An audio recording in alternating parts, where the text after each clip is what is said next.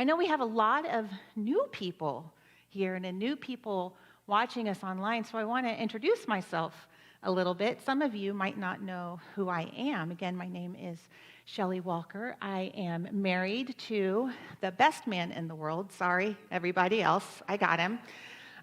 We have 4 incredible children and a bonus daughter that our adult son has brought into our lives. We have such a different family. We have people who are queer. We have people who are neurodiverse. We have all ages. You know, Alex is 8. He has Duchenne muscular dystrophy, so we have different abilities. We go all the way up in age to, well, Michael. And, and we're all seriously different from each other. I honestly didn't know having children. We had 4 of them, raised by the same parents in the same house and the same genetics and the same family, and they're so different from each other and from us. And I'll tell you this right now, try living in a house with 6 other people and cooking dinner every night. Everybody has different nutritional needs and food sensitivities, and you have to do it every night, again and again, over and over again. They keep wanting dinner. So our family is big and loud and fun and so loving. I have served this community in one way or another for over 20 years. We're not going to do the math on that. Thank you. I've been a practitioner in this community for 13 years. What's a practitioner? Practitioners are those of us who wear these beautiful stoles. It means that we have spent 4 years, some of us many more than 4, learning about spirituality and how to apply it in our lives. And what we do, we're called practitioners because we practice. Every single day we practice remembering the truth, that there is one infinite love everywhere present, and it's with us and for us. Every day we practice that.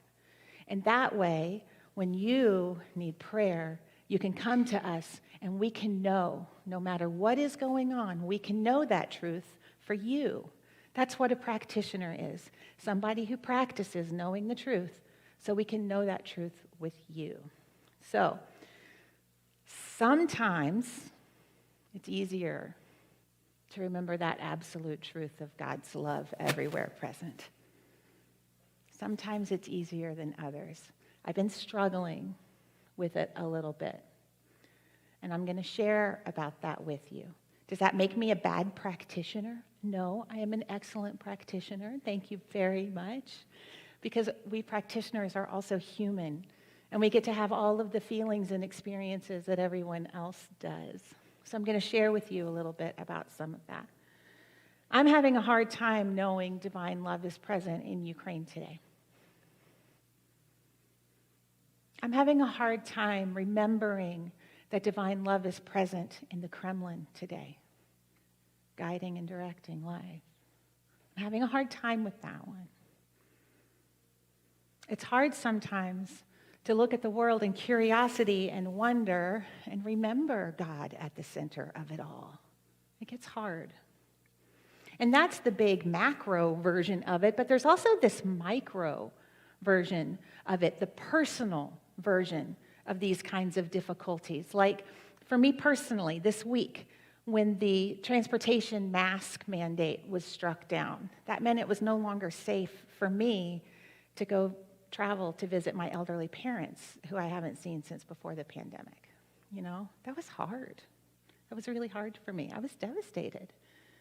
And it took me several hours to be able to get back to a place within myself that knew God is here, Spirit is present, and all is well. And of course, I've been around the block long enough to have the benefit of perspective. I realize when I'm able to zoom out and look at the big picture that good is here. Clearly, good is here. This is apparently not the time or the way for me to go visit my parents, and that's okay. I don't have to understand the why of it, but I'm going to just let Spirit know right now it'd be nice if I could. understand the why of some of these things, but I don't have to understand the why to have the trust underneath. Because here's what life has taught me. I've been in this body for 49 years living this life, and I have learned over and over and over again that the path that has led me here is perfect. Perfect for my growth, perfect for my health, for the growth and health of my family and the people around me. It's been perfect. Have I known that in the moment all the time? No, I have not. But there is always a greater truth to be known. This is why practitioners practice. We practice on the easy days, and we practice on the hard days. Because on the easy days, when it's easy to remember the God of love that is everywhere present, right here, right where I am in the midst of it all, then we have built that muscle. And when it comes to the harder days, it's not such a leap for us to remember truth. So what do we practice? You might be wondering. What does that mean? We practice. What does that mean? Well, I'm here to tell you that we have about 30 practitioners in this particular center, and all of us practice in different and unique and perfect ways. But basically, here's what we do. We meditate. We pray. We study. We gather together in community to learn together and to grow together. We practice giving, yes, financially, but also giving in service of ourselves and giving of our talents. We practice because every moment that we are practicing, we are leaning into that divinity within us. So why do I tell you all of this about myself and outing all the other practitioners here? Why do I tell you this? Here's the thing. You may or may not live in a house with 6 other competing needs. I don't know, but I do know that you live in a world where sometimes your needs compete with the needs of those around you. You may or may not have a special needs child at home, or a parent, or a partner. I don't know. But I do know that many of us are facing things in our lives that we have absolutely no control over. It's the same. You may or may not have a daily spiritual practice that connects you in your spirit, in your truth, in your power. I don't know, but I do know that this power is within you, and you are absolutely capable of connecting with it and living from it. There are a lot of us not living from that place right now. Oh my goodness, there are so many people living from their pain body right now. It can be difficult to want to walk out the door sometimes, especially for those of us who are introverts. Our couch is just so comfy, and there's people out there. I feel like we're all learning these big life lessons that none of us remembered that we signed up for. You know how Reverend Shannon is always so lovingly reminding us that we were made for these times. Once I looked at her and I said, do you ever wish you were made for different times? Because I do. No. Yeah. Okay, thanks. That makes me feel better. It's not just Putin and the Ukraine. It's not just the radical division in our country and the struggle for democracy. It's those small personal things that creep up on you. I was speaking with a friend the other day, and they shared with me that it had recently been brought to their attention that there are people in their life who are not rooting for them, people who actually want them to fail. Now, I want to be clear, this person is literally the most selfless person I know, the kindest, the most compassionate. And it was really hard for me to hear that people wanted them to fail and that they were aware of that. Ouch. I mean, who on earth wouldn't love this person as much as I do? I was astounded. And who the heck goes around not rooting for other people? Can't we all just get along? Did you ever do the personality test about animals and you're like a golden retriever or an otter or a lion? I'm a golden retriever. And can't we all just get along? Brought to mind something I heard Brene Brown say one time.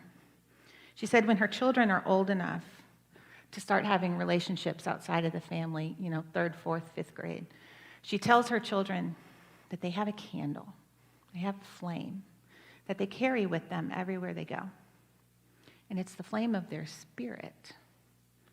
And it's really important in our lives to surround ourselves with people who are going to nurture our flame and not blow it out. I want to be a flame nurturer. I don't want to be a flame blower outer. I want to surround myself with people who see my flame and celebrate it. And I want to celebrate theirs. I want to surround myself with people who recognize that the brighter a flame is, the better the world is. And we can all shine in our own unique ways. The day after having this conversation with this friend of mine, the next morning I was having a cup of coffee and I was catching up on you guys on social media. And I was scrolling through and I came across a post from a former friend of mine who is starting up a new business venture. And this is a person who I have done a lot of forgiveness work around over the years, and it just hasn't stuck. Do you have any of those? It's just me. Okay, you're not going to be able to relate to this at all.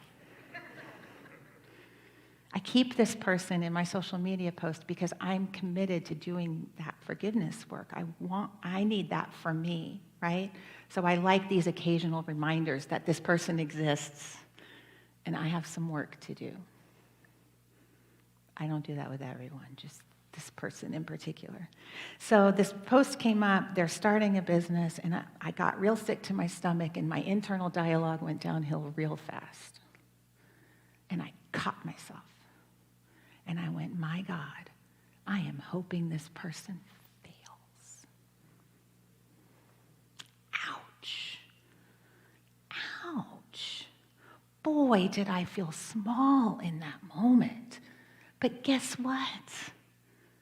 It's another moment. I get to make another choice. So I stopped. First, I said a prayer for myself, to remember the truth of myself. Then I said a prayer for that person and their business in all hopes that they succeed, right? Because that's what it's about. We're none of us ever going to be perfect all the time, but we do get to stop and make a different choice at any moment. Any moment. That's how we renew our spirits. It's how we renew our minds. I have no idea where I was going after that, so I'm going to come back over here. I don't want to be a person who crushes somebody else's spirit.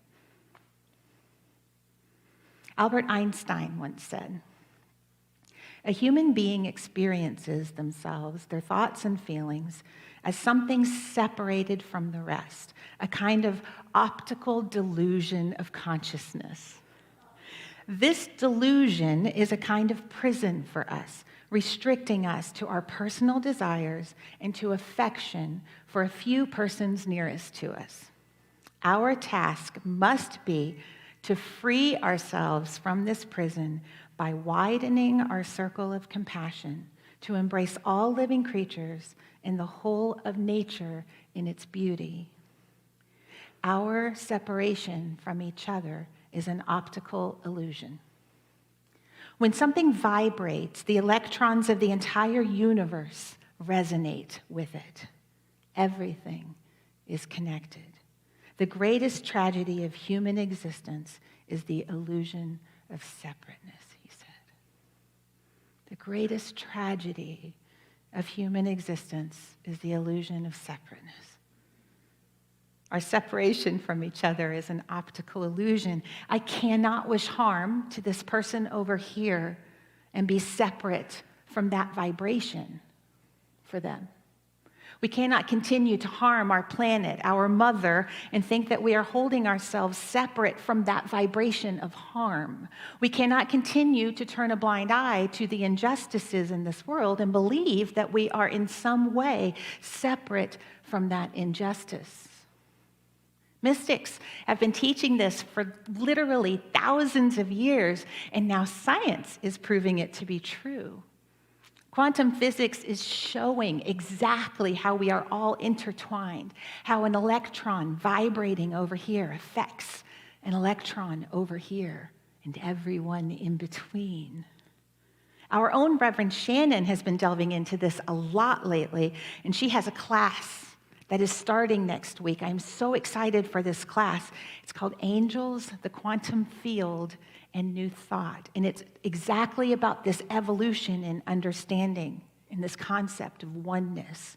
The fact is that we are all connected on the seen and unseen sides of life. And as we awaken to that connection, as we experience our actual oneness with each other, with Mother Earth, with all beings, seen and unseen, we become true light bringers. I believe the world needs true light bringers right now. I highly recommend that you check out this 3-week class with Reverend Shannon. And I do not exaggerate when I tell you that this is the next evolution in your healing and in the healing of this planet. Check it out. But here's the deal. Do you feel tired lately? A little bit for me, it's like I'm walking through mud just to do the daily things. It's that weight. Or maybe you're finding that you're using those crutches a little bit more than usual, the alcohol, the food, the Netflix and chill. I mean, Earth Day came around this year and all I could do was feel sad and tired. We are tired because at the very deepest levels of our being, we are experiencing all of the trauma that is happening in this world and to this world. It's exhausting. But here's the thing. We are also, at the deepest levels, experiencing the healing. We're experiencing the celebration. We're experiencing the life, the shadow that's being brought to light and thus released. We are one with all of it. Einstein also said, energy cannot be created or destroyed. It can only be changed from one form to another. Everything is energy, and that is all there is to it. Match the frequency of the reality you want, and you cannot help but get that reality. It can be no other way. This is not philosophy. This is physics. Match the frequency of the reality you want, and you cannot help but get that reality. What does that mean? Sounds like magical thinking, right? No, it's science. I have a little 3-step process that I do for myself that I'm going to share with you in case it's helpful for you. The first thing that I do when I'm noticing that I'm not experiencing the reality that I would wish is I start to pay attention to my feelings. Our feelings are the barometer. They show us exactly what is going on with us. More importantly, they show us the stories that we're telling ourselves about what is going on around us. Our feelings are so important. There are not good feelings and bad feelings. There aren't light feelings and dark feelings. They're feelings, and they're signposts. They're neon signs. If you're unhappy over here, it's important to stop. Ask yourself why, but ask yourself what story you're telling yourself about the situation. I have seen people who react to things that would send me through the roof and just go, oh, well, isn't that interesting? Have you ever seen Rev Shannon do this in meetings, Sarah? She's brilliant at it. That's why she's the community spiritual director. Because I'm ready to stomp off. And she's like, oh, isn't that wonderful? Let's talk about that. And it's because she's not telling the same story that I am about the situation. She's telling a story of trust. She's telling a story of unconditional love. She's telling a story of enoughness. And so that's my opportunity to ask myself, what story am I telling? So the 3-step process I promised you: pay attention to your feelings, and then pay attention to your stories. That's part 2. There's a question I ask myself about my stories, and it is this. Here's my story. Okay, I get it. But could the opposite of this story also be true? Because if my version is true and the opposite could be true, then that's not ultimate truth. That's stories. Let me give you an example. Last month, we took an opportunity, spring break, to go to Disneyland, hence the shirt. We had a lovely family vacation, and we were a little bit nervous about traveling because of our protecting our vulnerable Alex. We have been so careful with the pandemic, y'all. We have been so careful. We have stayed in our home for months on end. We still wear masks. Not right now. I tested negative. It's fine. We wear masks. We are so careful. My husband and I haven't had a date night in 3 years, y'all. We are so careful. But we talked to his doctors. We knew it was time for us to get out of our bubble and to start living again, right? It takes our brains some adjusting to what risk looks like. It's tricky, and our brains are notoriously awful at assessing risk, just so you're aware. We're bad at it. So we went to Disneyland, and on the second day, we're walking in, and we're walking down Main Street. You know, they puff in the smells. And there's Mickey on the train station behind us, and we're walking in, and we're all relaxed and happy. And I look at my beautiful daughter, Faith, and I said, I don't feel as judged here for wearing a mask as I do at home. Like here in Oregon, I sometimes feel judged for walking into a grocery store still wearing a mask. And my brilliant daughter immediately responds with, you know what? I notice I'm not judging others for not wearing a mask as much. And I went, my God. My story was that I was being judged. Maybe the truth was that I was also judging. Judgment is not a God quality, as we say here in New Thought. It's not a quality of spirit. You cannot be in judgment and be in love and compassion at the same time. Thank you, Faith, for pointing that out to me. Not that she was saying I was judging, just that we have that ability to stop and to notice, right? Can't we all just go to Disneyland and get along, Hopefully. So the moral of the story is, if the opposite of your story could also be true, it is not ultimate truth. Ultimate truth is love. There is no opposite to that. Ultimate truth is peace. There is no story that says unpeace that could possibly be true.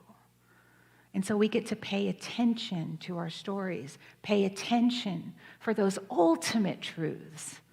And then we kind of climb up the ladder of our thinking until we get to our next higher thought. That's step 3. We pay attention to our feelings, we pay attention to our stories, but then we lift our thoughts to a higher truth. Once I realized that I was in judgment, it was so easy to say, my God, aren't we all just doing the best we can? And all I can control is my own damn mask.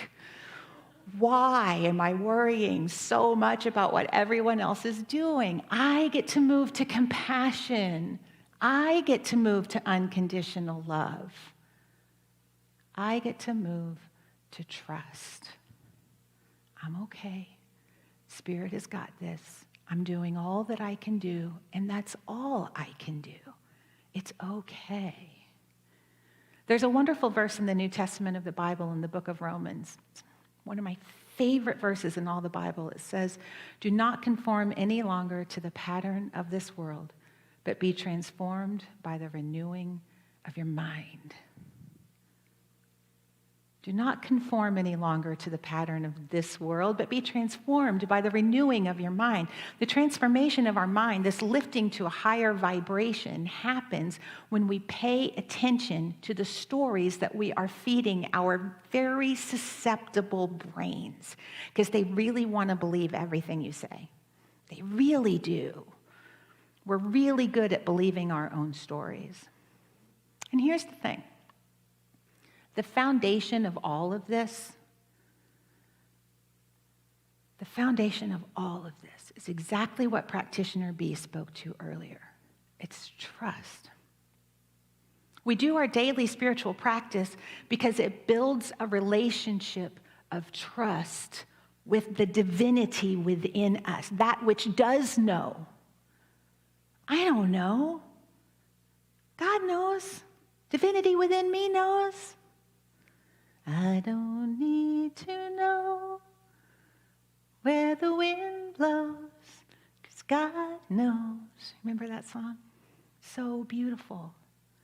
But we do that daily spiritual practice so that we have a relationship with it, so that we can rely on it, so that we can trust it.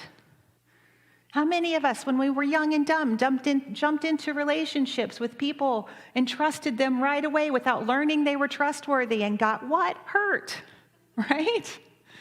You going to do that with Spirit on your darkest day? No. You're going to have that relationship now so you can build that trust so that when those days do come, you have a foundation to lean on.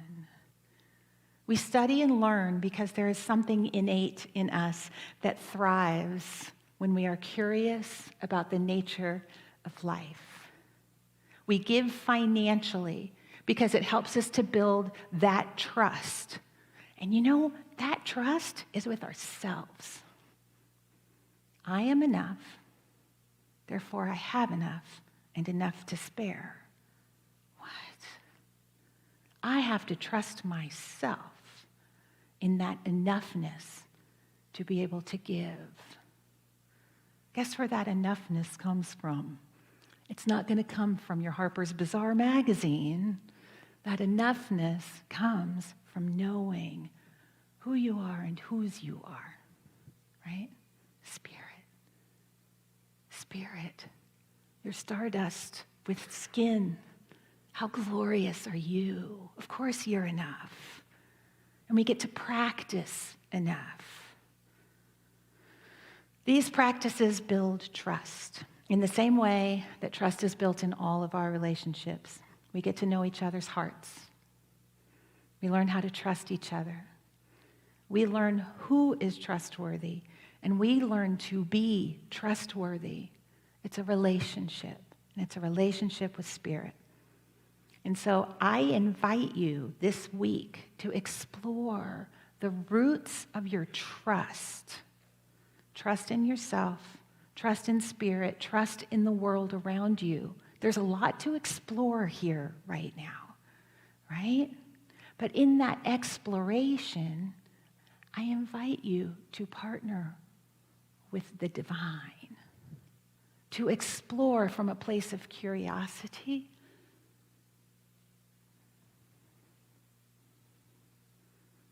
Are you cultivating a frequency of trust, like Einstein said, of compassion, of unconditional love, of truth, of oneness? Are we remembering our oneness? Pay attention to your feelings, pay attention to the stories you're telling, and lift your thoughts to a higher plane to renew your mind and renew your life.